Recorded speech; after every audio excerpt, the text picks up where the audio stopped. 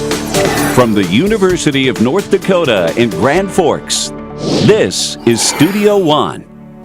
Hi everyone and welcome to Studio One. I'm Averi Haugesag. And I'm Katy Wilson. Today on the show, for many, the grocery store spice aisle can be confusing. Hundreds of spices with different names and uses line the shelves. Later on the show, we will have a chef to show us how to combine some of them for a great marinade. Also, universities across the country continually look to upgrade their facilities. We'll show you how the University of North Dakota has buildings that are recognized for their environmental excellence. But first, high school graduation rates in the United States have reached an all-time high. A study conducted by the National Center for Education Statistics says 80% of students graduated last year. The increase in graduation rates is due to better school accountability and performance. At this rate, it could hit 90% by 2020. As graduation rates continue to rise, a new study indicates which gender performs better in school. A study released by the American Psychological Association published that girls tend to score better in all subjects over boys. Girls are more likely to focus on mastering the material, which leads to better grades. Researchers worry that this trend could pinpoint a problem with boys falling behind academically over time. The online world is constantly expanding. People are increasingly entering personal information online. Social security numbers, credit cards, and bank account information is just a few of the things people are sharing on the internet. A January 2014 Pew Research survey says 18% of online adults reported stolen personal data. Email and social networking accounts have also been reported being compromised without permission. In December, Target announced that credit card and debit card information for 40 million of its customers had been compromised. I was very happy to see when Target had their issues that they came forward. They, said that they had a problem so that they would take care of any compromised users due to their issue. Experts suggest using complex passwords as a first line of defense. Security software also helps to block online hackers. A study says students feel unprepared. A Gallup student poll says 1/3 of students in grades 5 through 12 feel success ready for the future. Along with success readiness, the study looked at hope, engagement, and well-being. Almost half of the students surveyed feel hopeful for the future, while 32% feel as though they're stuck in their lives. Students said having a teacher who instills excitement about the future increases hope. Gallup's research finds that engaged students become involved in the learning process, which increases their well-being. Green is more than just a color. It is a way of life. The University of North Dakota has taken the school culture and matched it to one of its school colors.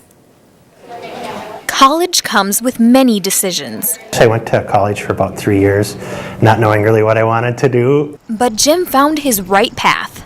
I came across architecture, which was kind of a nice merger of art and science, and I just kind of fell into it. As his career progressed, so did the requirements. I saw younger people coming up that knew a lot more about sustainability and energy efficiency and what that meant. So he became an accredited professional in a global concept. The USGBC, it's United States Green Building Council, and they've standardized what it means to be green.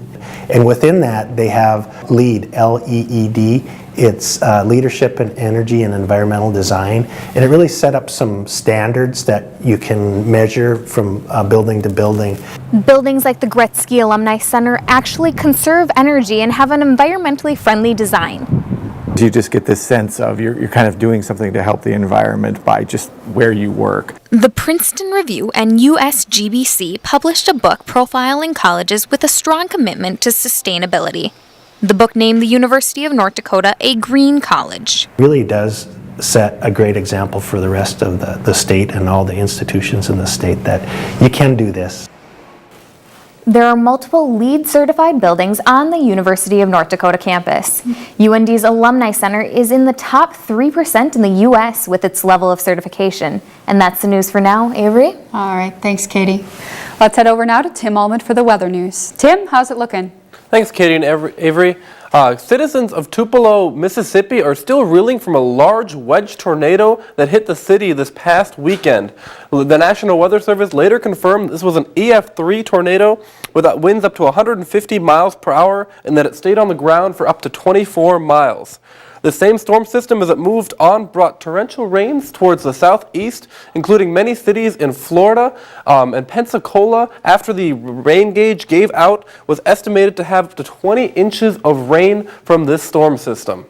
Now, all of this is coming from the fact that this storm system isn't moving very fast or didn't move very fast. This is the normal pattern with the jet stream just kind of coming across the country and being able to be free to move. But an omega blocking pattern is what happens when you have two low pressure systems on either side of a high, and then this jet stream can't really move too much and systems don't move very far, and so rain can stay over the same area and rain for a very long time. And this is what happened from April 27th all the way up to May 1st. This blocking pattern was persistent and left that rain in place for quite a long time, bringing quite a bit of severe weather to those areas in the southeast.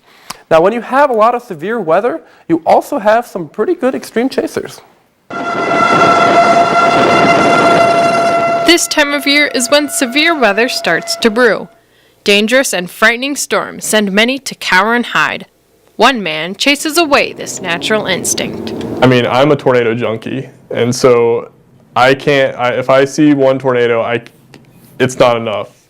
When Zach was younger, he wasn't a fan of tornadoes at all. One house next to us and one across the street, both were demolished. So it kind of just did a little swerve around our house, and I was terrified of tornadoes after that. This event then ignited a spark of interest. So then I kind of became more of an obsession, kind of a passion. So He has been on many chases since then, learning the tricks of the tornado. Hargrove says that going on chases is definitely for the thrill. He is quick to point out the risks associated with his hobby. One chasing trip had to end sooner than expected. we came across a house that was demolished and we pulled a family out. He hopes to chase storms as long as possible, but he may quit sooner than he'd like. Probably until my wife tells me I can't anymore. Zach doesn't define a successful chase by seeing a tornado. Just being able to witness the building of an impressively structured supercell is awe-inspiring. It's worth it to see something like that. I'm Molly Offworth, reporting for Studio One. On the road chasing, and at one time he found a storm that produced up to 4 tornadoes while chasing. That brings us to our weather question of the week. What are the wind requirements for an EF4 tornado? Our answers range from 65 to over 200 miles per hour. And Avery, I hope that none of those tornadoes hit any new cities anytime soon. I'm with you. Thanks, Tim. Now we're going to head on over to Katy for a sports story. Katy? Thanks, Avery. Running, panting, and cheering are all things you hear at an organized 5K run. This one in particular had much more noise. Some people train for races for months at a time. When the day comes around, they don't let anything stop them from crossing the finish line. There's the fact that a bunch of people actually heard of it, it got out there enough, and that people were actually showing up, even though it was a little brisk this morning. This particular 5K included a whole different breed of runner. This is going to be different. And we decided, let's do a 5K with your canine. Participants were encouraged to lace up their tennies and leash up their dogs. All proceeds of this K9 5K were donated to the Circle of Friends Humane Society. They wanted to do something that would benefit the community and also to benefit their class as well, and so they chose us, and we think it's a great idea. The Dog Jog was created by a group of college students for a class assignment. They also planned extra activities for when the non-competitive race was complete. We have what we call a doppelganger, which is our play on the words of doppelganger, of looks most like your dog or looks most like your owner. Big dogs, small dogs, yellow dogs, all gathered to run alongside the racing owners. I wasn't sure how they do as far as walking with 50 other dogs, but got the barking out of the way at the beginning and the rest of the walk was smooth sailing. Most runners consider a success when crossing the finish line. At this run, the four-legged participants were happy simply by spending time outside with their owners. Reporting for Studio One, I'm Tasha Olson. The run had almost 150 dogs registered and raised $3,000 for the dogs at the Humane Society. And that's our sports story for today's show. Avery? All right, thanks, Katie. There is nothing more boring than flavorless meat. Coming up, we'll talk to a chef who can help you kick things up a notch. Stay with us.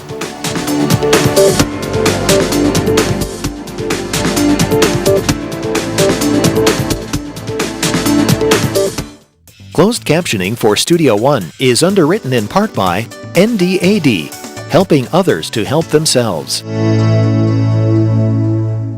North Dakota is facing challenges in healthcare delivery. The University of North Dakota School of Medicine and Health Sciences is building a place to help meet the state's healthcare needs. In addition to a new structure, we're also building interaction between healthcare professionals while building a workforce through expanding class sizes. We're inspiring our youth to engage in healthcare careers and exploring ways to reduce disease. It starts here and ends here, building a better future for North Dakota. At the University of North Dakota College of Engineering and Mines, classes have real-life application. Mentors guide students. Our work improves quality of life by answering tough questions with creativity and innovation. The University of North Dakota College of Engineering and Mines, training tomorrow's engineering and geology experts today.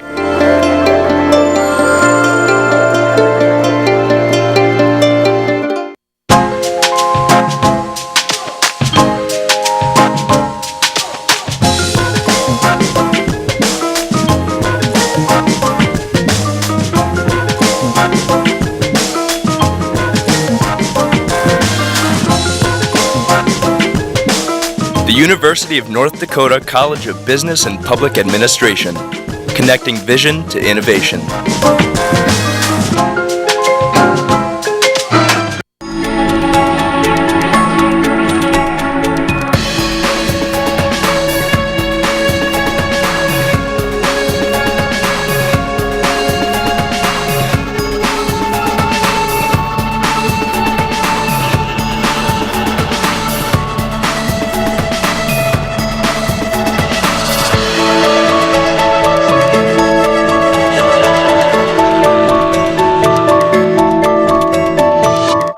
Studio One closed captioning is underwritten in part by Options, your disability information source.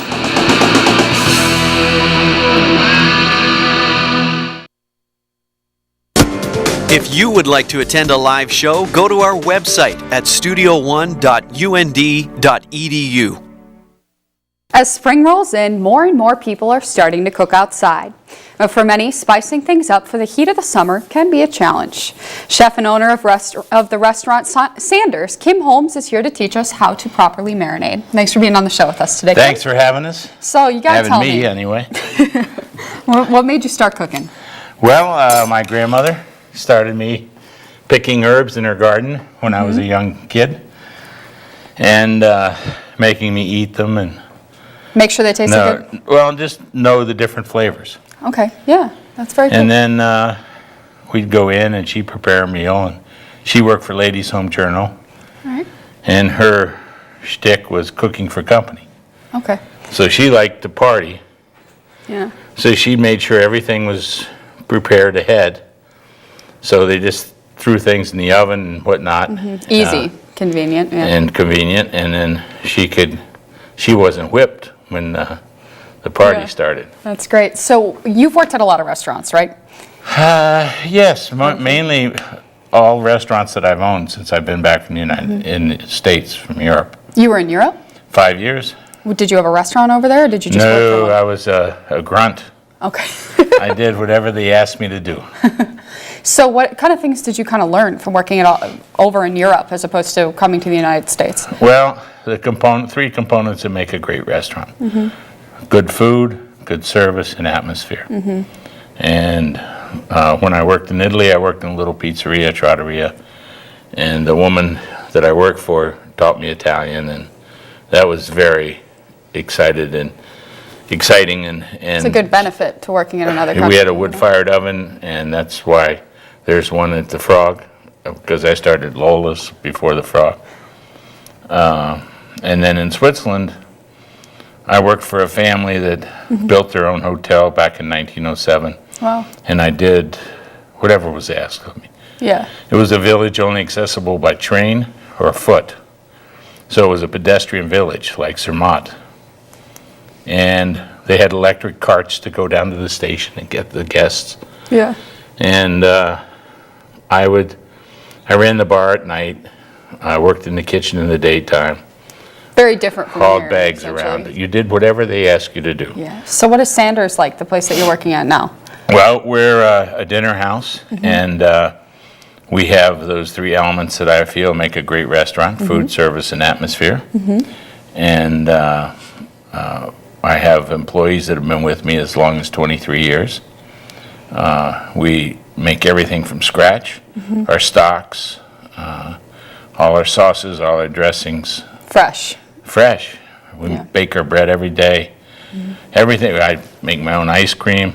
Yeah. Everything. So what's your job? What do you do on a daily basis? Do you just kind of check up on things, or do you cook? I do the book work now. I have a chef that's been with me 17 years that I've trained. Yeah. I'm too old and in the way. I don't have the chops the young studs do. And but then I schmooze the tables, and you like that word, don't you? It's important. So what are you going to make here for us today? Well, we're gonna score up this ham. Okay. It's a Black Forest ham, no water added. No water. And then we're gonna mix things together. So first I will Go for it. score this. Okay. And you score it when it opens up, after it bakes in the oven. It kind of flours up. Okay. So it help kind of soak in the flavors? and Is the that kind of flavors goal of soak it here? in, yep. Okay. Got it. I'm switching that so I don't cut my fingertips off. Okay. All right. Then we'll take 2 cups of brown sugar, Okay. packed as you can see. We'll take 8 ounces of crushed pineapple. So do you have, is it canned pineapple or is it an actual pineapple that you It cut can up? be both. Okay. I take a fresh pineapple and puree it in the Cuisinart. But if you don't want to do that, you can go get the crushed pineapple in the can. Okay. And the same with these jalapenos. Okay. So what do You you get- look for a good jalapeno for somebody who doesn't really cook that much? That it's green and there are no spots on it. Okay. And then you can you cut it in half. You take the seeds out unless you really like heat. Because it's spicy, yeah. Very Okay. spicy. And then you chop them up. Got it. Now this is an Anaheim chili that I roast. 4 ounces of that. And you roast the chilies. It gets a black crust on it. We do it over open flame. Yeah. And then you put them in a paper bag. The steam separates the skin Okay. from the flesh. You take that off, take the seeds out. Okay, so Dice do it you up. mix it up here or put it on top? That's or what why I do you have do? the magic gloves on. Keep your hands out of it. I know King Richard is watching me from the health department. So as you're kind of going through doing this, can you kind of explain what a marinade is for those who don't really Well, a marinade is something you can put on the night before, like what I did here. Yep. Or if you have a lot of liquid, you can soak something in a marinade. Okay. With wine, red wine and garlic, onions, ginger, Okay. whatever your meat you're cooking, pork or Okay. chicken. And then we put this on. Got it. Just kind of evenly coated, it looks like there a little bit. Try to. Yep. Let it a little bit run off into the side, down into the bottom. So as you're kind of fishing up here, my last question for you is, what kind of occasions can you make this for? Is this kind of a summer thing or a winter thing, or? Summer, winter, fall, anything, time you want. Okay. But you cover this in saran wrap, put it in the refrigerator overnight, Fabulous. take it out an hour before you bake it. You bake it at 325 degrees for 30 minutes covered, and then you take the cover off for 15 to 20 minutes. Yeah. Until it browns like this. Mm-hmm. And then I'm taking a All sweet right. white wine. Perfect. And putting it in the bottom. Looks good. And you put about 8 ounces All right. in the bottom. And when it's covered, it steams Yeah. and flavors Looks really the great. ham. It looks delicious. Thank you there so you much go. for being on the show with us today. Thanks for having me. Coming up, chrome paint and the roar of a classic engine. Some people put in hours and hours into restoring old vehicles. We'll visit a classic car show.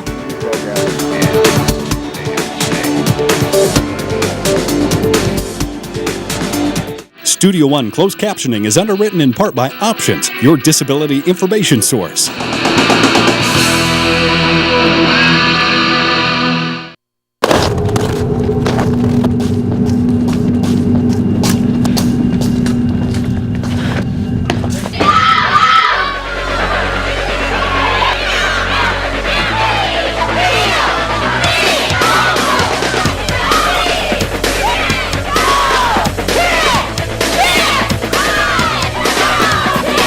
It's not the size of the woman in the fight.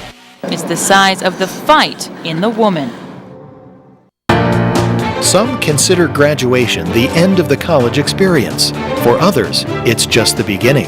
And the university provided an environment where I could grow. Many years after I graduated, I'm still receiving dividends from my experience as a student at UND. The University of North Dakota Alumni Association is committed to growing the university by growing the alumni family.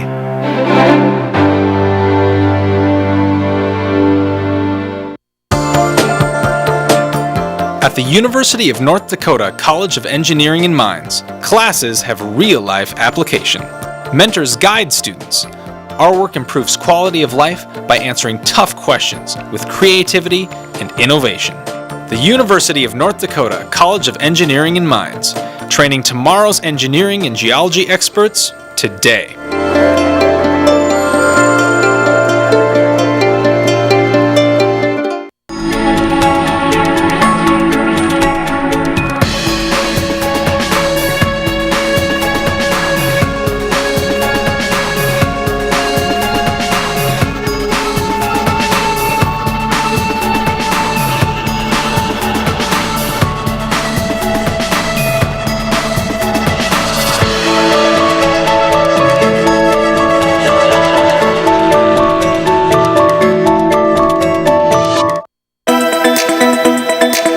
Really admire the faculty. They're the ones that kind of helped push me through this. Courses are hands-on and interactive. The communication program has so many different facets to it. One of the great things about the staff in the communication department is that they love what they do. They encourage you to really critically think and analyze everything you're learning. They're so into it, and it makes you want to be into it. Many classic comic books have found a new home in movie theaters. In the film The Amazing Spider-Man 2, Andrew Garfield plays the heroic Spider-Man. The CEO of New York City's Oscorp, Harry Osborn, is hunting for Spider-Man.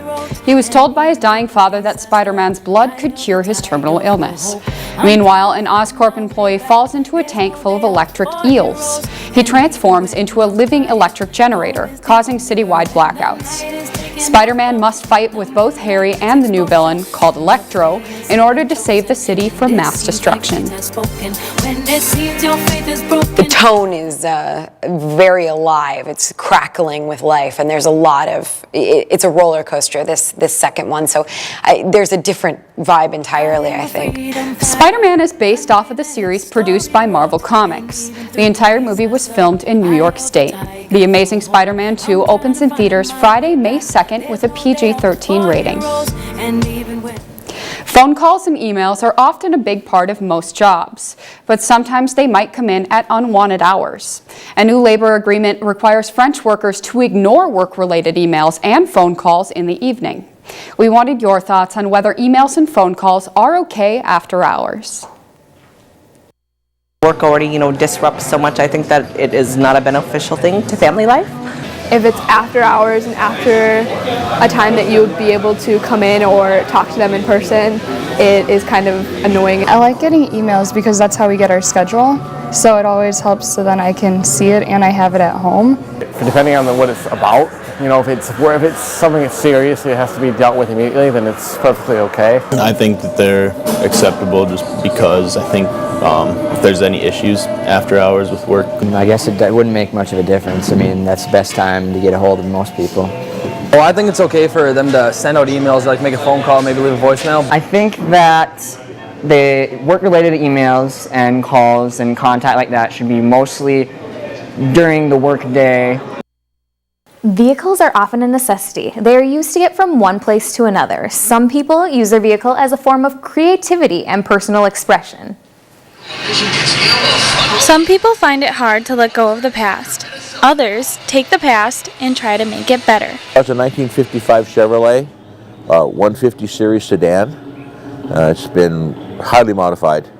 I've owned the car for about 3 years, and we've basically changed everything on the car. Todd Hansen learned everything he knows about mechanics from his father, and now he's passing it on to his son.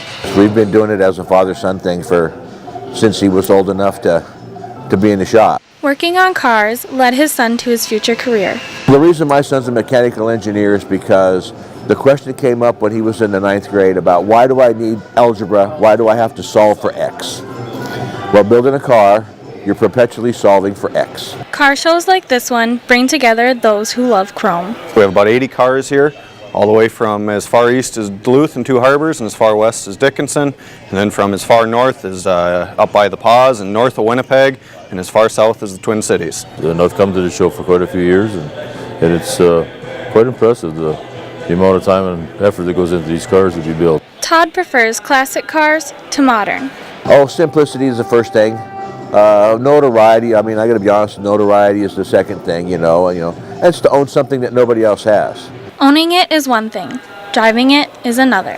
Oh, it's just great fun. I mean, 700 horsepower, what's not to like? Todd says he enjoys working on the cars, but the opportunity to show his art on wheels is his favorite. I'm Marissa Sorensen reporting for Studio One. Todd has 3 cars that he has finished rebuilding and a couple projects waiting to start. All right, thanks, Katie. Now Tim is going to join us in our studio with the final look at the weather. Tim? Thanks, Katie and Avery. Looking at the week ahead as far as temperatures go, we're looking at cooler than average in the north and along the Rockies, warmer than average in the south and southeast. And where it's warm, it's also a bit dry towards the south and wetter in the north and the west coast. Brings us back to our weather question: what are the wind requirements for an EF4 tornado? And our answer is C, 166 to 200 miles per hour. And Avery, even for North Dakota standards, it's a bit gusty. All right, thanks, Tim. And that's our show for today. As always, you can follow us through social media or get more information on our website. From all of us here at Studio One, have a great week.